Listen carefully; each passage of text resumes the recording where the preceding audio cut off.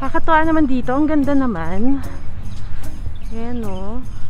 Ewan ko, nakikita niyo kung gaano kaganda. Kaya kakatuwa. Ang ganda pala dito.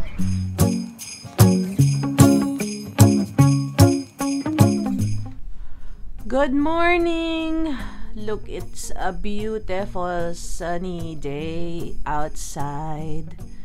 Hindi ko pa binubuksan. Teka, buksan nga natin yung bintana. Kung malamig. Medyo malamig. Ito yung matagal na naming inaantay. Yung medyo winter weather dito sa UAE. Yung malamig na. Grabe, kaka-check ko lang sa weather. Nasa 23 degrees. Wow! Ano ba susuotin ko today? Lalabas po ako today! Yay! And I work from home.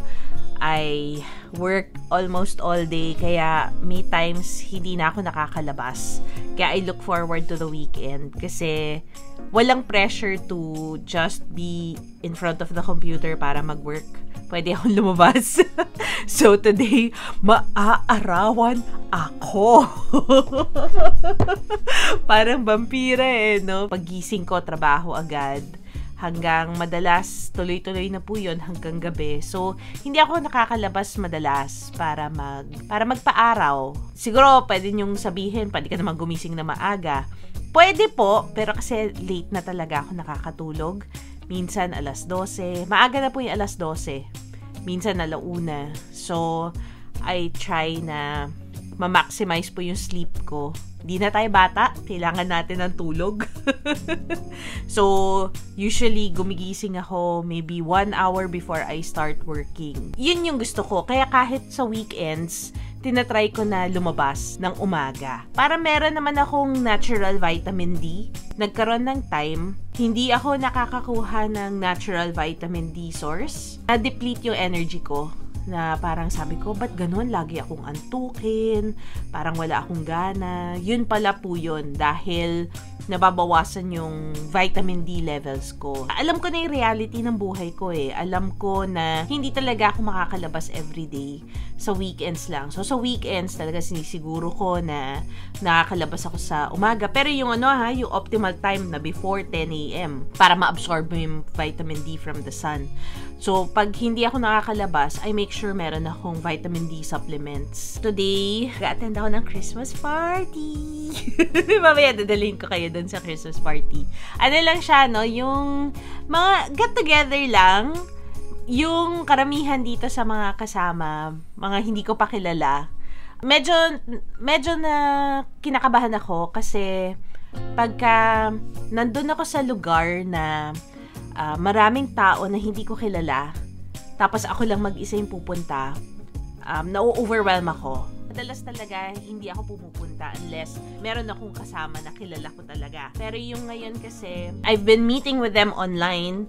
So, in a way, parang kilala ko na rin sila, no? Pero, tapos, nasa open air. Kaya, medyo, hindi ako kasing worried. Ando pa rin yung kaba. Ganun po talaga eh. Sabi ko na po sa inyo, di ba, I'm an ambivert. So, kaya ko maging extrovert kung kailangan. Pero deep down, introvert pa rin po ako. So, andun yung kaba na makikipagkita ako sa maraming tao. Nakaka-stress po siya. Nakakaroon ako ng maraming anxious feelings. So, yung mga fellow introverts ko, alam ko na gets nyo yung sinasabi ko. Pero, excited pa rin ako. Hindi rin ako magtatagal kasi meron akong training pa with my coach ngayong hapon. Excited din ako doon kasi parang, yun yung parang pinaka-Christmas party din namin. So, yun yung tawa ako, no? Kasi, hindi talaga kasi ako nag-work sa isang office. Wala talaga akong Christmas party unless mag-organize kami para doon sa company, sa aming stores. Tatandaan ko noon, nung nasa Tagaytay pa kami, meron kaming cafe doon. Yung staff talaga namin nagre-request mag-Christmas party. So, nakakatawa kami. May isang taon, meron pang presentation. Ang cute, grabe. Nagsumayaw sila, kumanta sila. Nakakatuwa. yung last kong food business, nagkaroon kami ng Christmas party nun. Tapos nakakatuwa rin kasi game na game yung staff namin. Tapos ang cute nila kasi talaga ayos sila. Tapos game na game sila sa mga games. Ayan. So, medyo matagal na po since last ako nakaranas ng Christmas party. Ngayon, siguro okay naman. Masaya naman kasi very informal lang. Very casual lang. Next week, magkakaroon ulit ako ng isang Christmas party. Kasama naman yung friends ko. Maliit lang. I'm really, really excited. Kayo, meron ba kayong a-attend ng Christmas party? Ano yung mga plans ninyo para sa Christmas party nyo? Magkakaroon pa kayo ng games? Leave a comment below. Gusto kong malaman kung ano yung plans ninyo para sa Christmas party ninyo. Yung Christmas party na kasama ko yung friends ko, pupunta kami sa beach. Siyempre, kainan, ganyan. Tapos magkakaroon kami ng reflection. Ewan ko na lang kung magkakaroon kami ng games. Kasi iilan lang kami. Pwede rin siguro. Or baka magdala na lang kami ng board game. Let's see what happens. Pero dadalhin ko kayo doon para makita niyo rin. Pero ngayon, dadalhin ko rin kayo doon sa aming Christmas party. I will see you later! Ayan, dito tayo sa labas. Arawan na tayo. Papunta tayo ngayon sa park para doon natin i-meet yung mga ating kasama sa Christmas party. Hindi ko natatagalin yung mask ko. Mamaya ako natatanggalin. Medyo safe. Although wala naman tao dito, no? Sige, tatanggalin ko lang, ha? So, papunta na po tayo sa park. Ang sarap ng hangin. Ang sarap ng araw din. Hindi masyadong masakit. Hindi nakakapaso yung araw.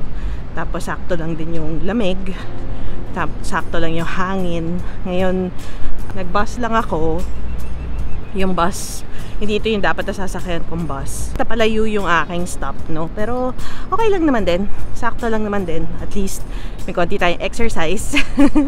Yan kasi yung problema pag when you work from home, tapos nasa bahay ka, natrabaho ka almost the whole day.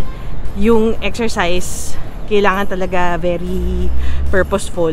Kailangan talaga sasadyain mo. May times, sobrang nakatutok na ako sa work. So, nakakalimutan ko na.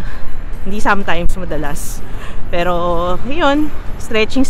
Kaya, looking forward ako sa mga weekends kasi nakakapaglakad ako. Tapos, nakakapag-jogging ako na yung walang pressure na ay kailangan makabalik na ako by this time kasi tuloy-tuloy yung trabaho yung ganyan. So kaya precious talaga sa akin yung weekends ko. Ayan, so tatawid muna tayo. Medyo malayo-layo pa yung pupuntahan natin. Mamaya pagdating na doon, go na tayo.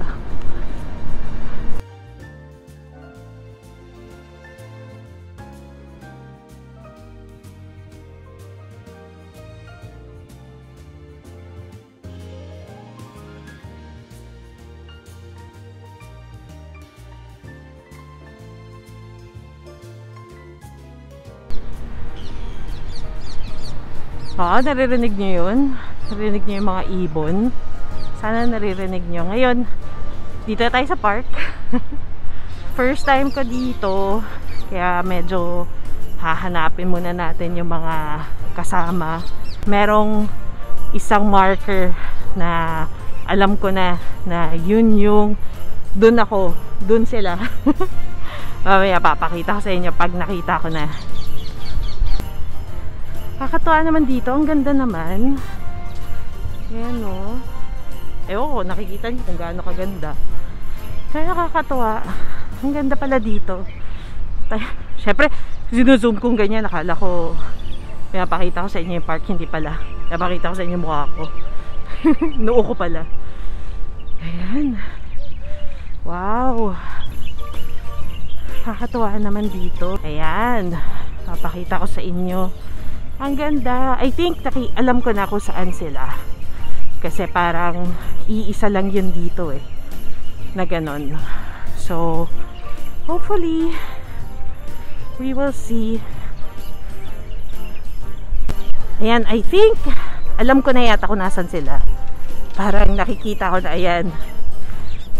May sea of pink over there. So, doon kami. Oo, mukhang yan na nga. Grabe. Binakita kasi ako. Kaya, napatigil muna ako para mapagkwentuhan. Eto ngayon, papunta na ako! Yay! Yan! Eto na sila! Hi! Merry Christmas! Ayan! Ayun na yung parol. Para makita ng mga tao. Yay! May parol na! Ay, saya-saya! Go, go, go! Zumba ka. Kamusta? Ayan. Ito si Aldrin. Kung gusto niyong mag-try ng Zumba, Zumba at the park. Every Sunday, Monday, Thursday, and Friday. Fridays in the morning po. Oh, grabe. Yeah. Ang dami pala. Dami choices.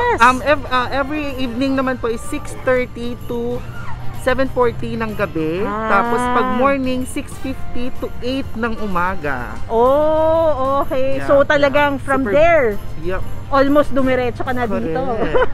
Ganun tayo. Grabe. Full of energy tayo ngayon. Naman. Kasi umabot ating mga energy. Kaya lalo na siya natin to, diba? Siya ang host natin today.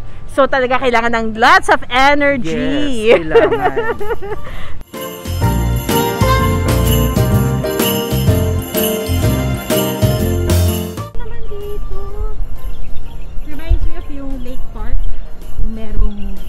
Fountain. Ganda. Nakakatuwa. So ngayon, dance na rin ako. Hindi pa tapos yung party pero meron kasi akong mastermind at 1 o'clock. So kailangan ko na umuwi. Pero it was really nice to see the people. Siyempre nakakausap ko lang sila sa GC lang, sa Zoom. Kaya ang ganda na nakita ko naman sila in person. Yan, so hopefully magkaroon pa ako ng enough time para nakapagluto pa ng food before mag-start yung ating mastermind. Medyo actually right now na hindi ako nagugutom, na uuhaw ako. Pagdating sa bahay, inom. Baka dito na lang po. Dito na lang yung vlog. Anyway, so I will see you all in tomorrow's vlog. Remember, kung hindi pa po kayo nakaka-subscribe, please subscribe to my channel. Like this video also. And ring that notification bell para every time na meron bagong video, ma-inform po kayo. Ayan. So, remember also to focus your purpose so that you can grow your future. Bye everyone. See you tomorrow.